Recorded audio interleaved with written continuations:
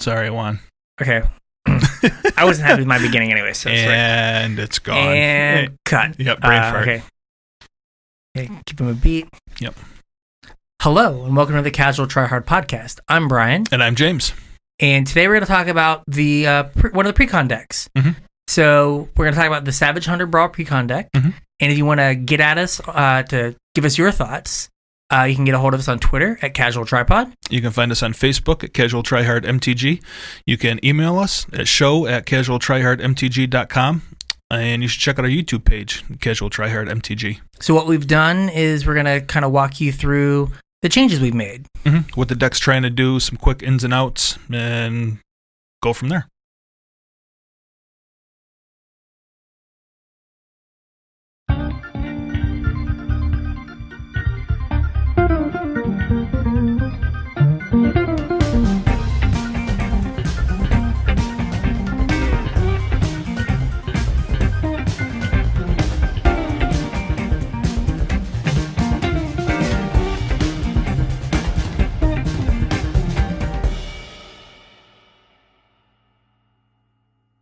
So the next one, Corvold, the Fake Cursed King. That's right. It's my Jundi boy. It is the Jundi boy, yes. Yep. He is definitely a sack and value engine. That's right. Those are things that are very Jund-like. Yes. He plays a great mid-range grindy game. He's not going to be the beatdown deck. He's not going to be the control deck, but he is going to grind you into dust. Yes. So what does the Jundi boy do? It's 2 in Jund for a 5/5 flyer, and when it enters the battlefield or attacks, you have to sacrifice a permanent. Mm-hmm. When you do, he gets a +1/+1 counter, and you draw a card. Yes. So for the uninitiated, What is Jund? Jund is green, black, and red. There we go. Yep. So the best colors. The best colors. The best colors. So yeah, in being a big flyer mm-hmm. does give you an advantage over some of the decks. Yeah, and he can get big quick.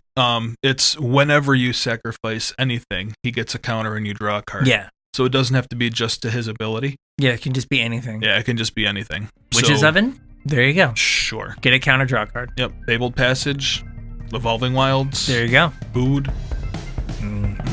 Yeah, he gets big. Yes.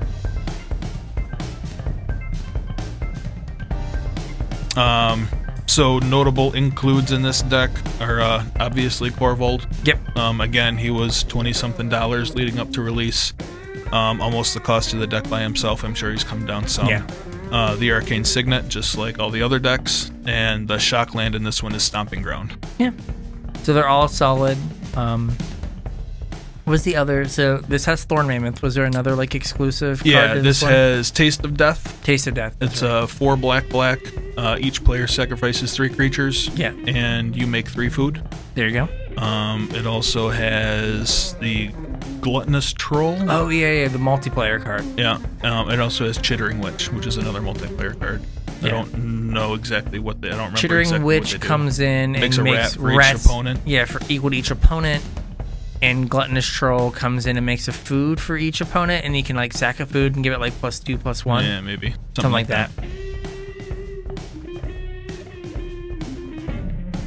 So the first thing I did with this deck is kind of the same thing I did with all the decks, is I tweaked the mana base. Okay. Made it just a little bit better. I pulled out all 3 of the guild gates, because guild gates are just kind of do nothing. This deck doesn't have the same problem that Tulane did, where you have to worry about casting all of your spells all of the time. You can kind of set your turns up in advance and not really worry about it. Yeah. So it's not as critical that you have all of the colors open all of the time. You can kind of plan your turns out. So I got rid of all 3 guild gates, and I put in the other 2 Shocklands. Yep. The Blood Crypt and Overgrown Tomb, and then added a Fabled Passage. Yes. Next, I kind of tweaked the removal a little bit. I really didn't like the Taste of Death, the sacrifice, whatever. All of the precons kind of have a little tokeny to them.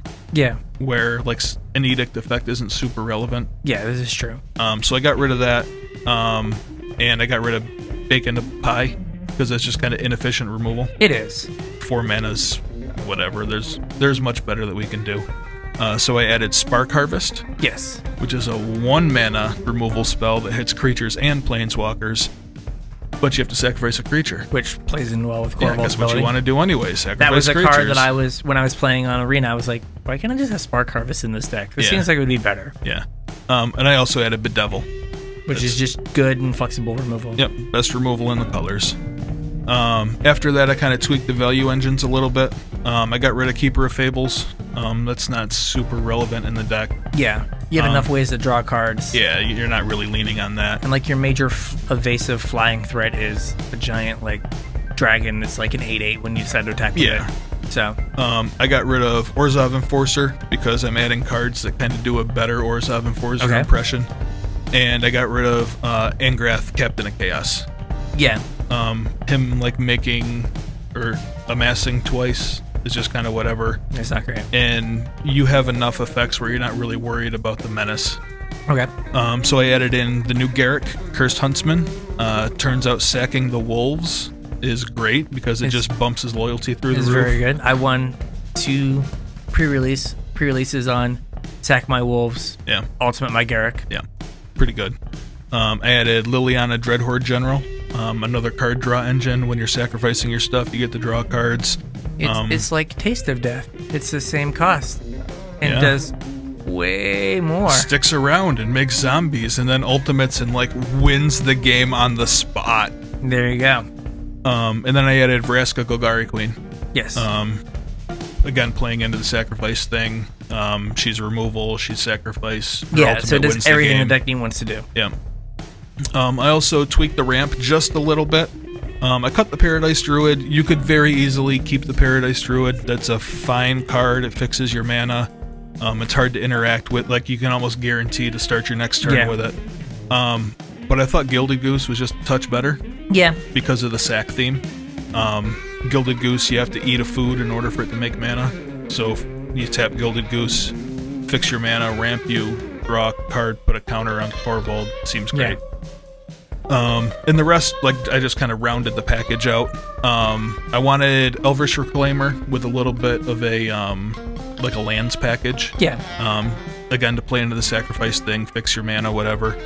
So I wanted Elvish Reclaimer, Blast Zone, and Field of the Dead. Yep. Chandra, Acolyte of Flame, is awesome all by herself. Like, she makes elementals that sack and themselves. they sack themselves, yeah. Yeah, that card's just fantastic. It's everything this deck wants to do. Legion Warboss is kind of a neat combo with Corvold also, because the Goblin enters the battlefield before Corvold's trigger goes on. Okay. So you can sacrifice the Goblin that entered the battlefield to Corvold, draw a card. And then I thought Blood for Bones and Cavalier of Night both also play into the sacrifice thing and let you like rebuy stuff out of your graveyard. Yeah. That was pretty cool. And then I really like Rankle. Okay. It's also kind of everything that Jund wants to do. Yes. It's like all of the modes of Lily that's standard legal in Jund. Yes. So Rankle makes the cut. And then, like we said with Chulane, this one also had some like filler secondary themes. Like it had a +1/+1 counter theme kind of going on. Woodland Champion, Pollen Bright Druid, and Goblin Crater Maker just kind of seemed like filler cards that didn't super fit. Evolution Sage also. Yeah. We did add a bunch of Planeswalkers, so I could see keeping Evolution Sage, but I don't think it's really like what the deck's trying to do. And then I cut Blood-Soaked Altar and Dragon that makes treasures. Yeah, I liked him though, but yeah. Well, I think we just put more powerful you versions did. of the same cards yeah. in. And then, like I said, I wanted a little bit of a lands package, and we went way heavier into black than we did the other colors. So I cut a forest and a mountain for the 2 lands I wanted. Yeah. So this seems all reasonable. Fun trick. If you play your Corvold or you attack with it, especially when you play them, if you hold control or you hold priority, and you have a Witch's Oven, you can sack a creature that you're gonna sack to Corvold, And then sack the food. and then sack the food and draw 2 cards. Get 2 counters. Yeah. Yeah, pretty sweet. So, little things in life. Yeah, sweet tech. Yeah. Yeah, this deck was a lot of fun. Yeah. Like, you got to feel smart as you, like sacrifice creatures and, like, drew extra cards. Yeah. and like you could get out of weird spots with it. Yeah, this deck is super toolboxy, and it basically has a line to get you out of any situation. Yeah. Did Murderous Rider not find his way in here? He didn't. He's sad. I know. He wishes he was in here. It was on my big list, but I couldn't find room for him. I liked everything else that was going on. So if you love Murderous Rider more than James does, put it in your deck. I love Murderous Rider. I bought 3 foil showcase copies. So did I, but I'm hoping to sell those. So yeah. So I think that is all of Corvold, right? That is all of Corvold. That's going to do it for this one. We'll catch you next time, where we're going to talk about one of the other pre-con decks, such as Fairy Schemes, Knight's Charge, or Wild Bounty. That's right. That'll do, James. That'll do. That'll do.